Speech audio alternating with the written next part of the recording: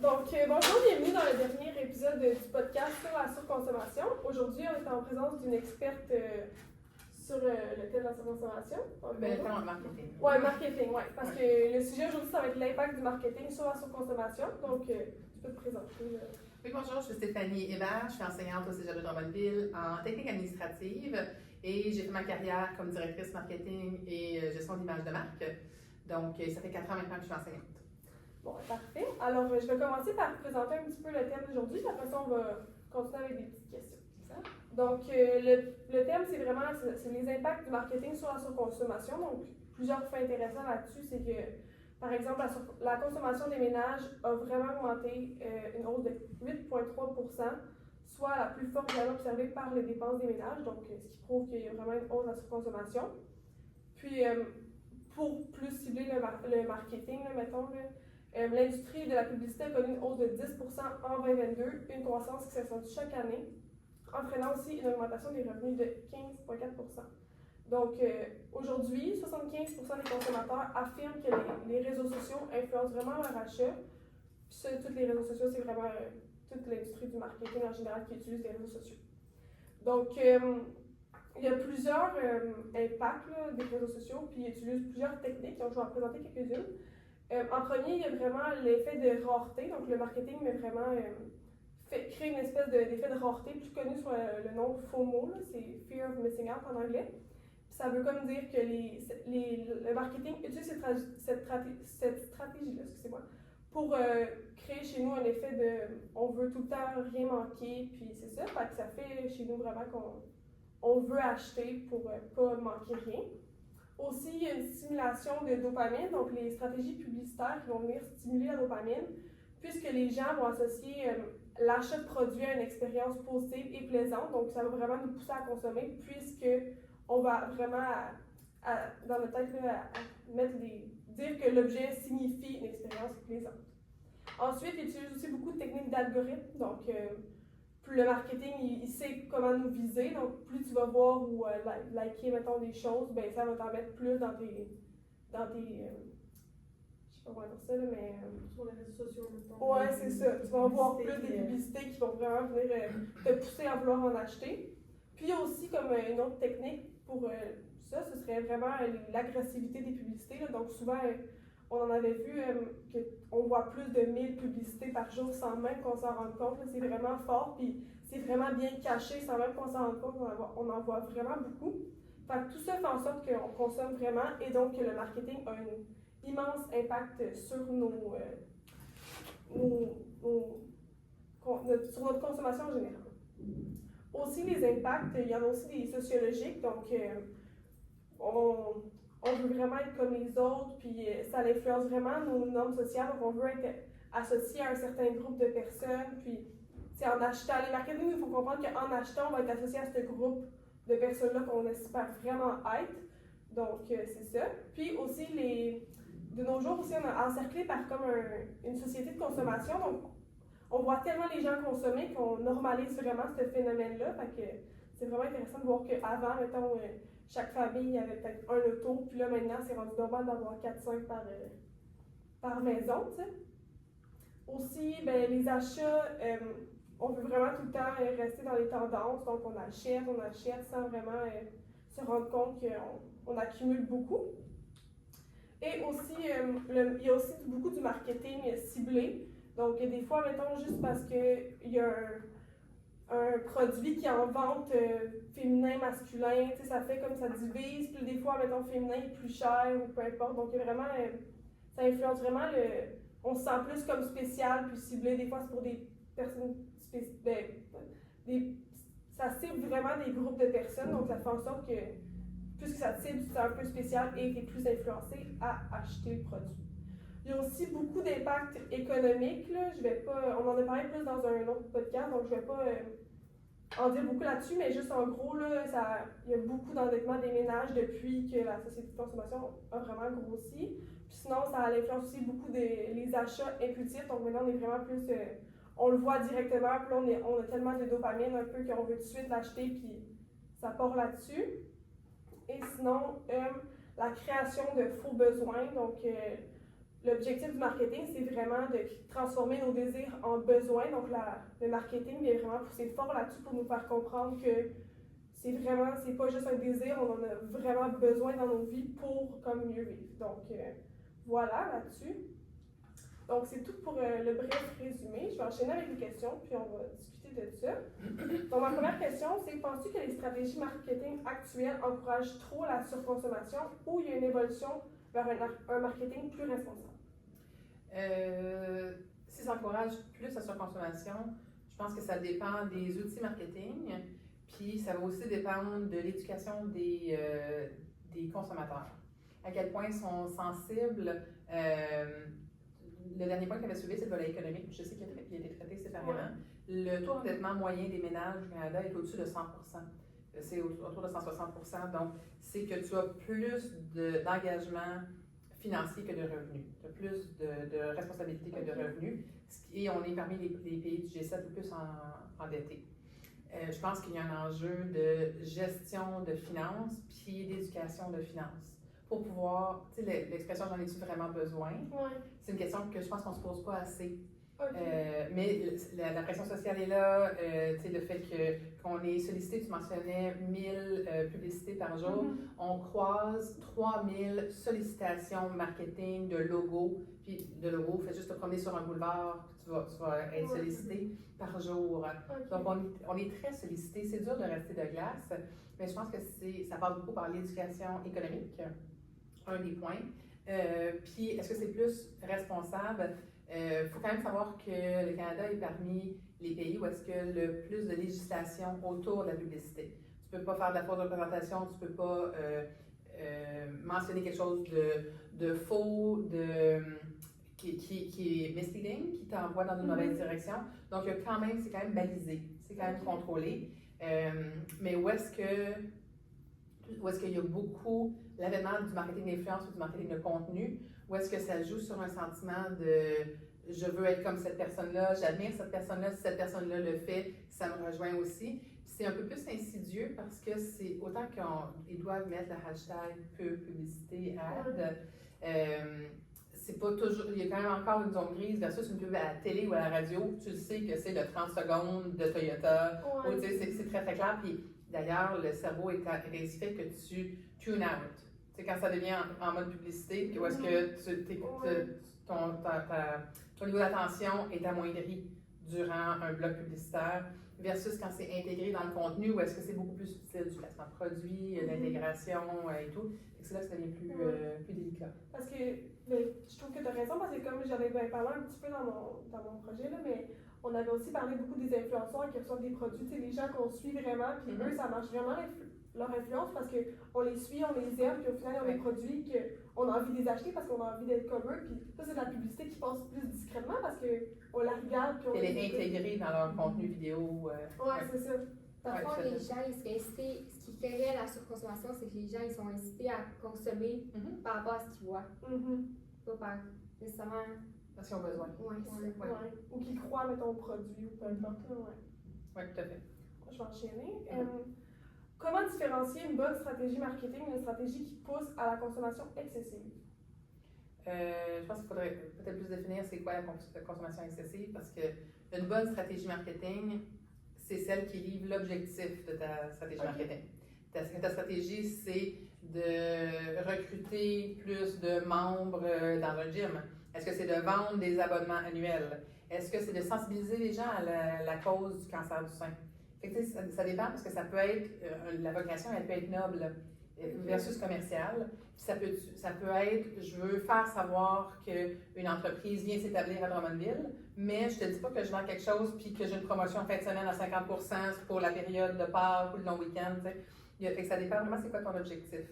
Fait que, mais des fois, ça peut être juste de sensibiliser la population à quelque chose. Fait que souvent, le gouvernement fait beaucoup de publicité sur, en ce moment, sur si tu vas arrêter de fumer, sur sensibiliser les types de violences dans une dynamique de couple. Donc, ça peut être aussi ça l'objectif ou la vocation, mais ça peut être, il y a un spécial chez Sport Expert en fin de semaine où il y a un 2 pour 1 lors des séries chez la cage au sport ou la cage, maintenant ça s'appelle.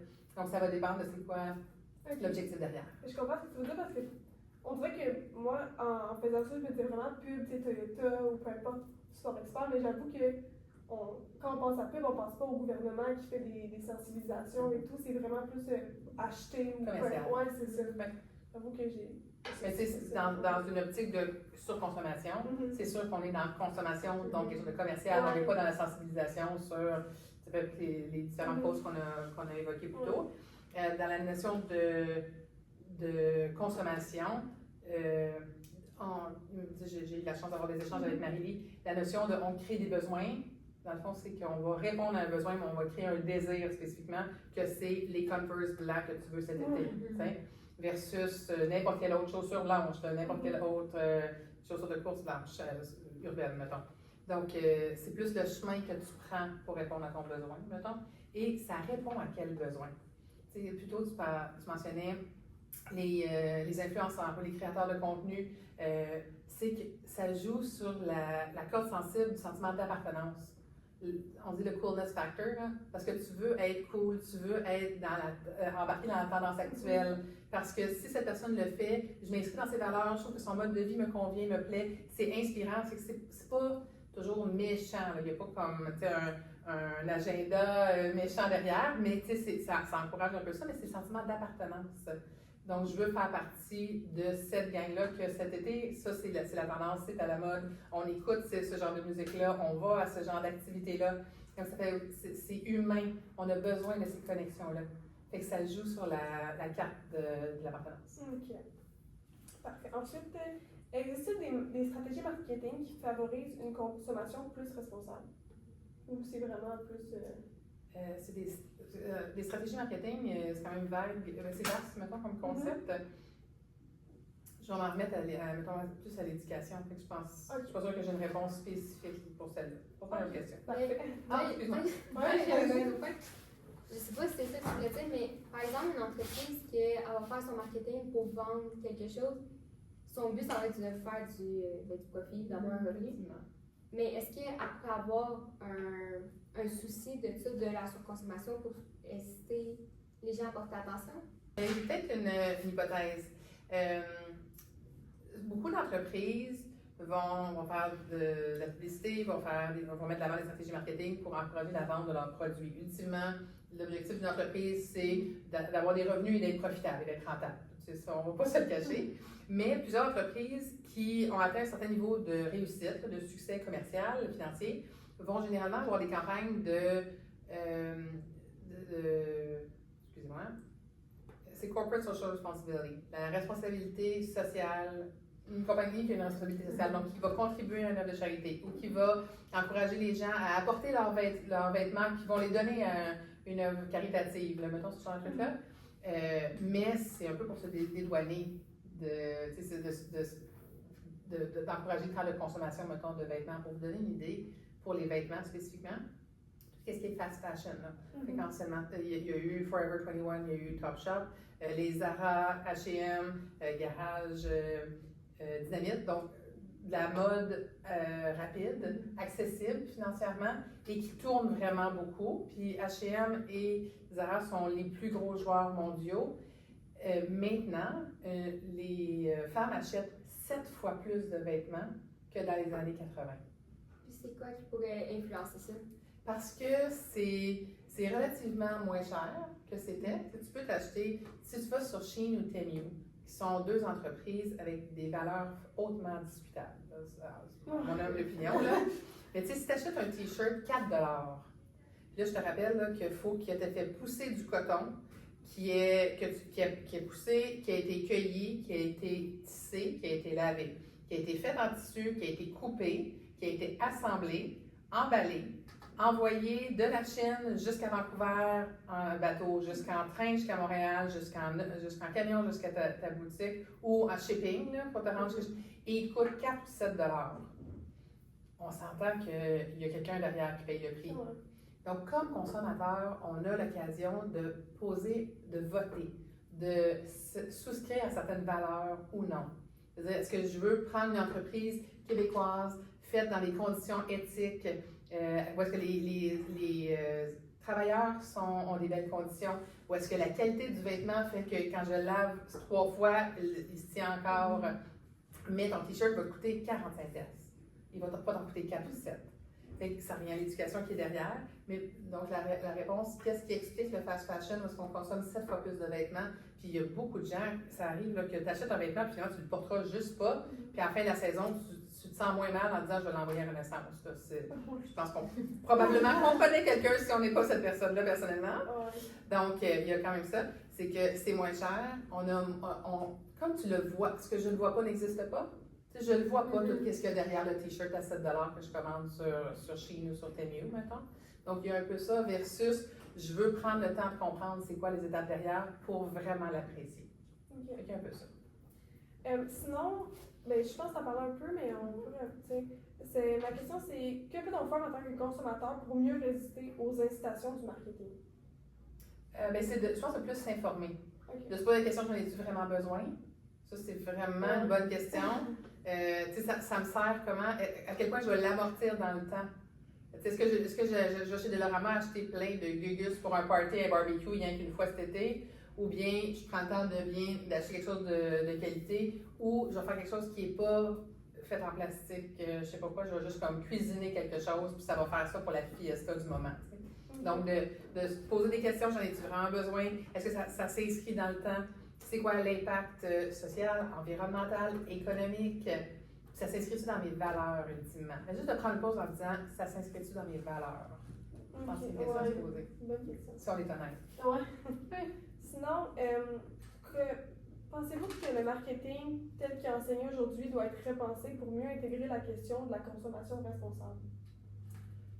Oui, c'est une question qui se pose. Je pense que c'est sain aussi de challenger comment on. Moi, c'est ce que je fais, enseigner le marketing, là, que ce soit préuniversitaire ou technique.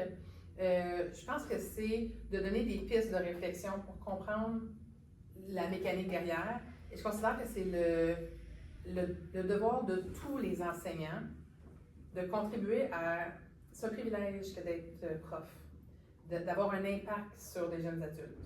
Mais c'est un privilège avec répercussions pour le meilleur ou pour le pire. C'est quand même délicat l'influence qu'on a. C'est de contribuer à faire des meilleurs citoyens de demain. De vous éduquer sur le jugement critique, les questions à se poser. Quand même que dans mon cours, tu prends le cours de marketing, mais que tu ne souhaites pas œuvrer en marketing, est-ce que tu vas mieux comprendre les rouages derrière pour pouvoir mieux faire des choix? Bien, j'ose espérer que oui. Même si tu ne vas pas devenir un chef de marque ou un chef de produit derrière. Fait que je pense que c'est de forger le jugement, de se poser des questions pour devenir un bon citoyen éduqué, pour prendre les meilleures décisions pour toi. Parce que tes décisions te conviendront, elles ne seront pas les mêmes que les miennes qui me conviendront. Oui. Bon, ben, parfait. Ben, je pense que ça va être pas mal tout. Tu avais combien de points? Bon, ben, c'est parfait. Puis il y en a une question qui me restait, mais tu as pas mal répondu. Tu avais dit les grandes entreprises ont-elles un réel intérêt à limiter la surconsommation, à limiter la surconsommation, ou est-ce un simple argument marketing? On en a un peu parlé tantôt. Oui, mais il y a un point que, je faisais la boussole électorale en prévision des élections fédérales. C'est un outil qui est disponible en ligne là, pour voir où est-ce à quelle adresse on loge un peu. Puis il mentionnait une des questions, c'est est-ce que les entreprises devraient avoir des incitatifs financiers sur l'impact environnemental qu'elles ont. Et je pense que oui. Que ce soit en électronique, que ce soit dans l'automobile, que ce soit dans la mode, que ce soit dans les produits jetables, si tu as un impact sur l'environnement, tu devrais être responsable. Puis ça veut aussi dire que ça va coûter plus cher pour le consommateur. Il faut être conséquent. Mais si tu prends des matières premières qui sont moins chères, mais qui ne se détruisent pas dans le temps, là, parce qu'elles deviennent, c'est des matériaux qu'on appelle éternels, là, ou est-ce que ça se désintègre pas, là? C'est un réel enjeu environnemental. Prenons-le du point de vue. Parce que la surconsommation, souvent, ça a un impact, oui, social, économique, mais c'est beaucoup environnemental, là, parce qu'on a trop de choses dans nos maisons, objectivement. Là. Donc, c'est de voir est-ce que les entreprises est-ce que les gouvernements peuvent mettre de l'avant des politiques qui ont un impact sur les entreprises pour qu'elles soient plus responsables, mais aussi, il faut comme consommateur assumer cette position-là aussi, parce que, ultimement, on paiera pour ça. Je pense que si j'avais une petite conclusion, c'est que de savoir que à chaque fois que tu payes, tu votes. À chaque fois que tu achètes, que tu consommes, tu votes pour dire est-ce que ça me convient. Avec tout ce qui se passe actuellement, la dynamique entre le Canada et les États-Unis, on est en train de se poser la question est-ce que je veux soutenir un produit qui est fait aux États-Unis? Puis aussi, est-ce que je fais la différence entre le gouvernement, les entreprises et les individus? C'est aussi ça une question qui se pose. OK. Bon, merci beaucoup. Merci beaucoup.